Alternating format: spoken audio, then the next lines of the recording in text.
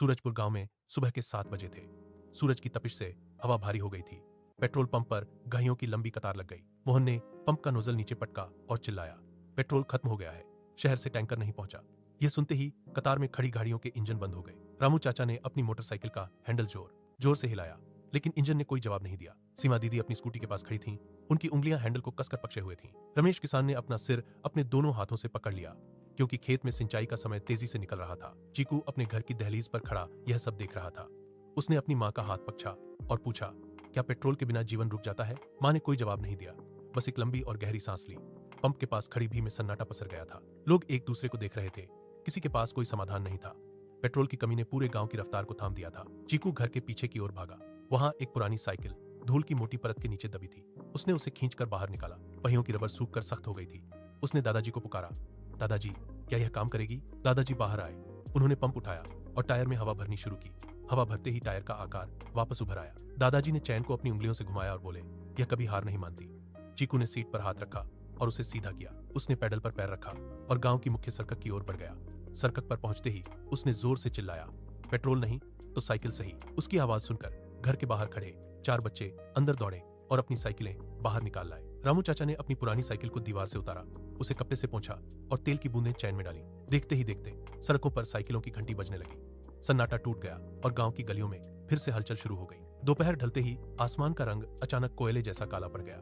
बिजली कड़की और मूसलाधार बारिश ने गांव को अपनी चपेट में ले लिया। सड़कों पर बहते पानी ने साइकिलों की रफ्तार को रोक दिया। लोग पेड़ों की घनी छांव और छज्जों के नीचे सिमट गए। तभी दूध वाला अपनी साइकिल लेकर एक पेड़ के नीचे रुका। उसने अपने केन की ओर इशारा किया और हताश होकर बोला, दूध खराब हो जाएगा। शहर तक पहुंचने का कोई रास्ता नहीं बचा। बारिश की बूंदें मिट्टी पर गिरकर शोर कर रही थी। समय बीत रहा था और दूध का शहर पहुंचना नामुमकिन लग रहा था। चीकू ने पास खड़े 4 युवकों को देखा। उसने अपनी साइकिल के पैडल को मजबूती से पकड़ा और चिल्लाया, हमें रुकना नहीं है। उसने 5 साइकिलें एक कतार में खड़ी करवाई। दूध के केन को सावधानी से साइकिलों के पीछे रस्सियों से बांधा गया। चीकू ने एक युवक के कंधे पर हाथ रखा और संकेत दिया। 5 साइकिल सवार बारिश की फुहारों के बीच तैयार खड़े थे। उन्होंने अपनी कमर झुकाई और पैडल पर जोर डाला। टायर कीचस को चीरते हुए आगे बढ़े। 5 साइकिलों का यह छोटा सा काफिला बारिश के बीच अपनी मंजिल की ओर बढ़ने लगा। 5 युवक साइकिलों पर सवार होकर मुख्य सड़क पर दौड़ पड़े। उनके पैरों की गति तेज थी। केन का वजन संतुलन बिगाड़ रहा था, लेकिन उन्होंने हैंडल को मजबूती से थामे रखा। कीचड़ भरे गड्ढों को पार करते हुए वे शहर की सीमा तक पहुंचे। दूध समय पर पहुंचा दिया गया। जैसे ही वे वापस गांव लौटे, पेट्रोल का टैंकर मुख्य चौराहे पर खड़ा था। इंजन की गड़गड़ाहट सुनाई दे रही थी, लेकिन किसी ने उसकी ओर नहीं देखा। गांव के लोग अपनी साइकिलों की सफाई में व्यस्त थे। सरपंच ने गांव के बीचों बीच सभा बुलाई। उन्होंने चीकू को मंच पर बुलाया और उसका हाथ ऊपर उठाया। सरपंच की आवाज गूंजी, चीकू ने हमें दिखा दिया है कि हम ईंधन के गुलाम नहीं हैं। हमारी मेहनत ही हमारी असली ताकत है। मंच के नीचे खड़े रामू चाचा और रमेश किसान ने तालियां बजाईं। चीकू ने मंच से नीचे देखा, जहां अब कोई पेट्रोल की कतार नहीं थी। लोग एक दूसरे को देख रहे थे। उनमें एक नई आत्मनिर्भरता का भाव था। सूरजपुर की हवा अब बदल चुकी थी। चीकू ने मंच से उतरते ही अपनी साइकिल उठाई और घर की ओर चल पड़ा। अगले रविवार सूरजपुर की सड़कों पर साइकिलों की एक लंबी कतार दिखाई दी।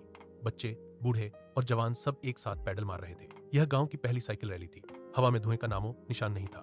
कुछ दिन बाद गांव की मुख्य सड़क का एक हिस्सा धंस गया। बड़ी गाड़ियां वहां रुक गईं, लेकिन साइकिल सवारों ने बिना रुके अपना रास्ता बदल लिया।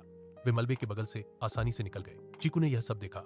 उसने अपनी साइकिल उठाई, पैडल पर पैर रखा और आगे बढ़ गया। उसके चेहरे पर एक गहरी मुस्कान थी। सूरजपुर अब एक मिसाल बन चुका था।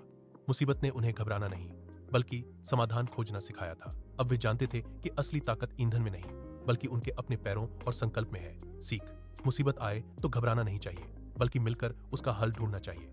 अगर कहानी पसंद आए तो लाइक, सब्सक्राइब जरूर।